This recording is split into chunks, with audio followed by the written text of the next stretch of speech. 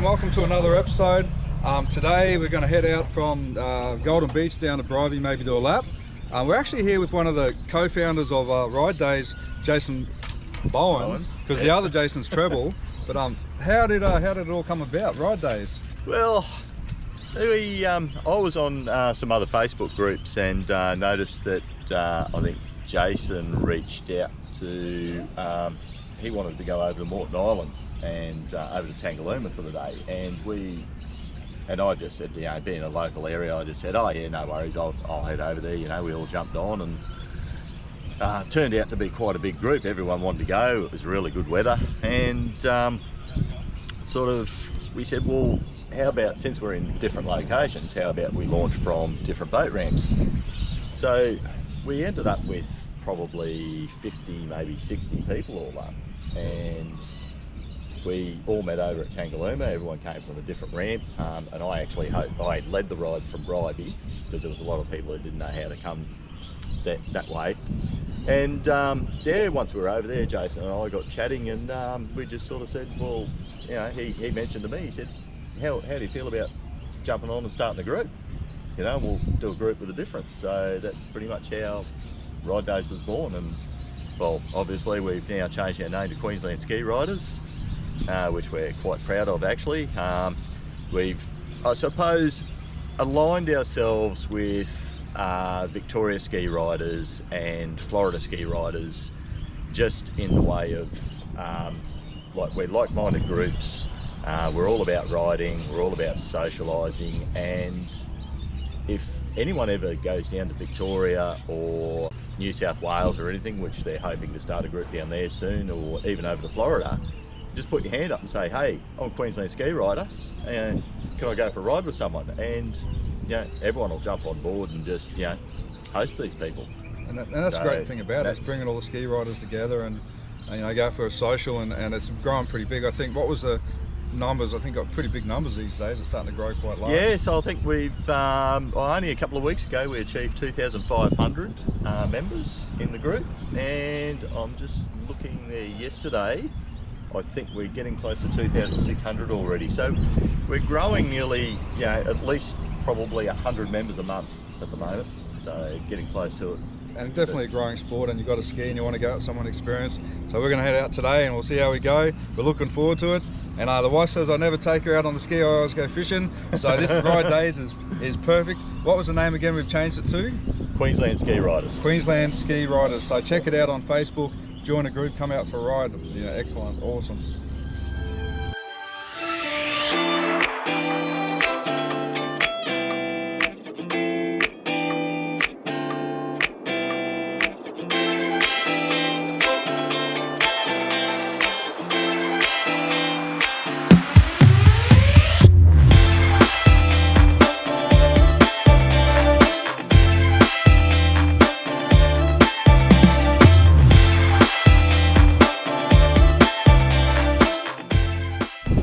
Okay, so lessons learned is put your PIRB not down low like this, but up on your shoulder.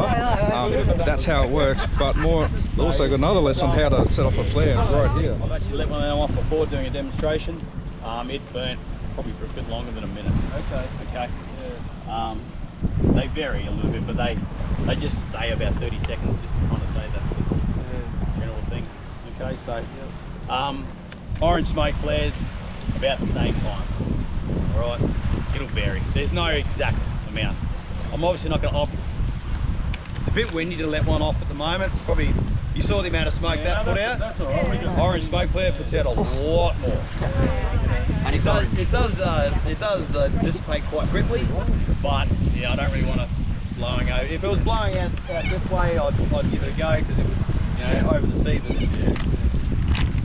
So any questions?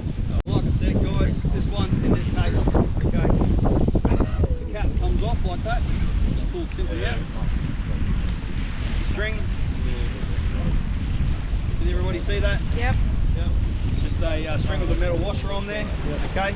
You've got to give that a good hard pull.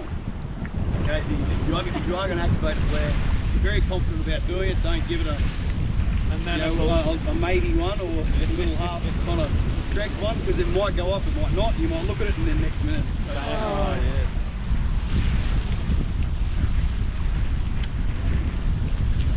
Grab that string there. Make sure you're holding it correctly. Point it away. Pop like that. Yeah. Oh, it is bright. Don't look at it. But like I said, that burns very bright. It burns for about 30 odd seconds or not. That's right.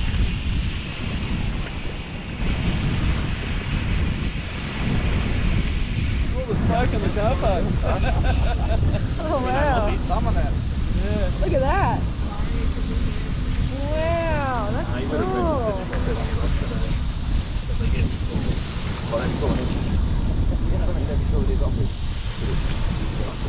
I'm amazed how long that burns. Oh,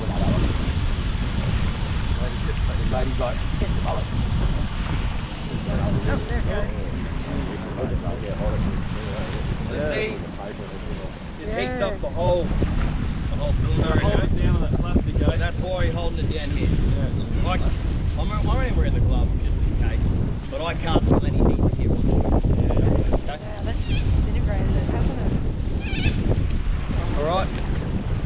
Oh, that's awesome. Thank you. Amazing. Woo, do it again.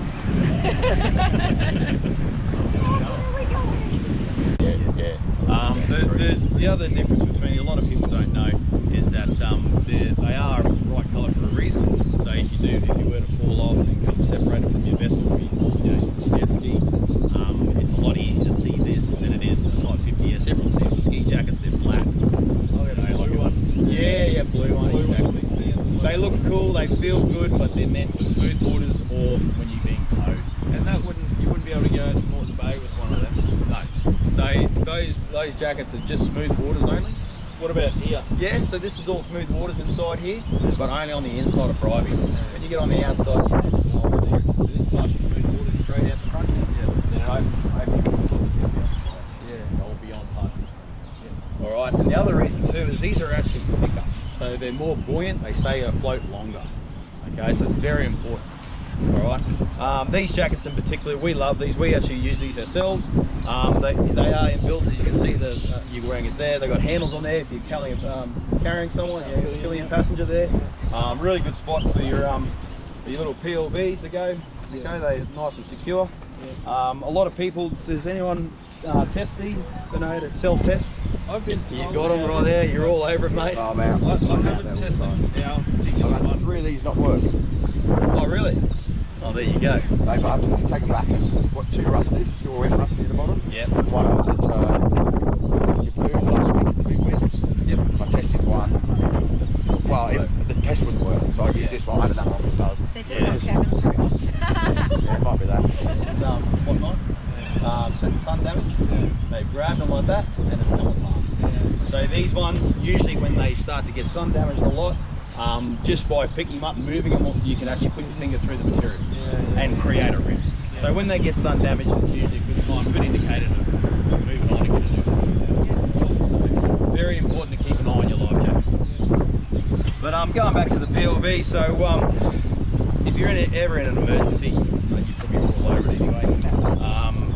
These are a great little one. You can get them all different. You've got a different one on there. Yeah, that's I got this one. That's a GLE. So you It's quite a big one, but So very important to keep these in good condition. Okay. If you are in an emergency situation where you come separated from your jet ski, you can't get back to it, you're hurt, your life is in danger. Okay. These do not self-activate. A lot of people think I've got an EPIRB on there, it's going to look after me when it hits the water. That's not the case. Okay, so the aerial does need to come out. Okay, and then see that button there? That's the go button. You must activate your PLV. It will not activate itself. You get a lot of people saying, oh, you know, it's fine, I got it on there, I don't have to do anything. 10 hours later, they're still The aerial must be up there. It's like a phone. It must have signal, okay, as best signal as you can, and you must activate it. Okay, this one here is you can self-test it. It's quite easy. The T's on the front there for self-testing. Hold that for 2 seconds. Here we go, green light. Should do a couple more there. Another light down the bottom. There we go. That's saying yep. Okay. So very simple. You should test that. Depends on how much you go out. Really, every time all the time. If you actually going out a fair bit, like I would test it Every time? Yeah, nearly every time. That's what you don't test it, what's one wearing it? Exactly. So if it sits there for a long time, I would say any more than a few months, you're going to use it again, test it again. That's all good. So in Queensland though, it's just the one rule. If you are travelling interstate, you need to look up that state's regulations and rules, just to abide by those. And when you come to Queensland, obviously a type, like I said before, type 50S. I like to remember like 50S is like skiing, or well, not like you're being towing. 50S for skiing is type 50. Okay, type 50s. If you have these on, you're pretty on a jet ski. You're right to go wherever you want. Yeah. Okay, but that 50S, yeah. So basically, if you're coming to Queensland, you've got to have the correct colour code if you're going out ocean wide. Yeah. So it's mainly like that's an easy way to tell, just being the right colours. Okay.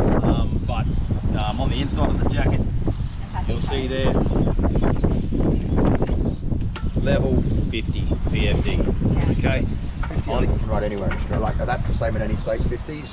Yeah. So these are usually Australia wide. Obviously meets the Australian standards. Okay, 4758. That's actually the latest standard that's out at the moment. If you're wearing any other jacket that states other than 4758, you probably need to update that. Okay, because that is going to come.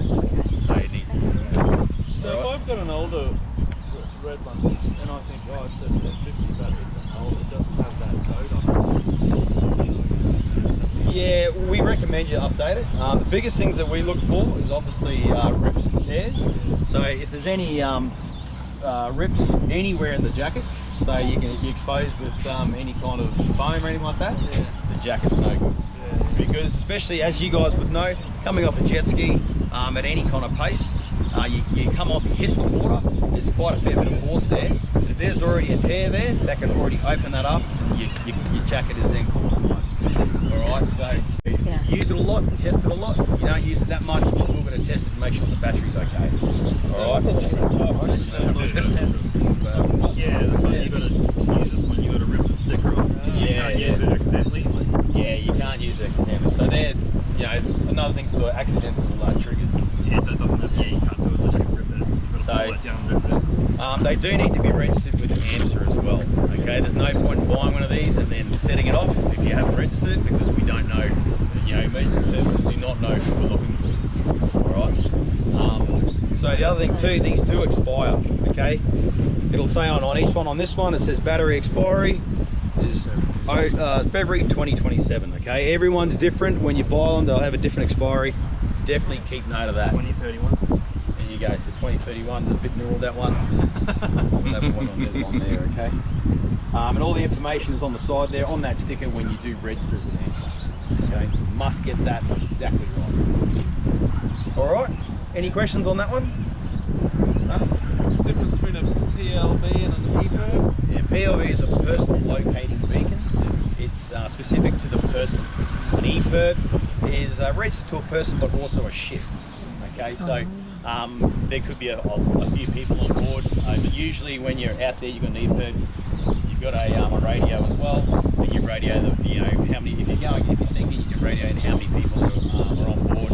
And that, but EPIRBs do have, they're actually a lot better for pinpointing a location. Okay, so they're a lot more accurate. But then they're all, so they're bigger. They're bigger though, aren't they? They're a lot bigger. Don't get me wrong, these are great because for the jet skis they have to be on you. That's the other thing, you can't keep them in the jet ski. They must be on your person. Because if you come off your jet ski and your PLB is located in your jet ski and you can't get back there, there's no point in having it. So it must be on your person. Yeah, and with an EPIRB, they usually come with a bit of string that you can tie it to yourself. If there's a life raft, you can tighten the life raft, throw it out in the water. Okay, and it's just behind it gives it good reception. Alright, but same things apply with EPIRB as well. Battery expires, must be registered to you and the ship. And go from there. There's that little safety tag now. I can't hit it. See if that's gone back over it. Yeah. Alright.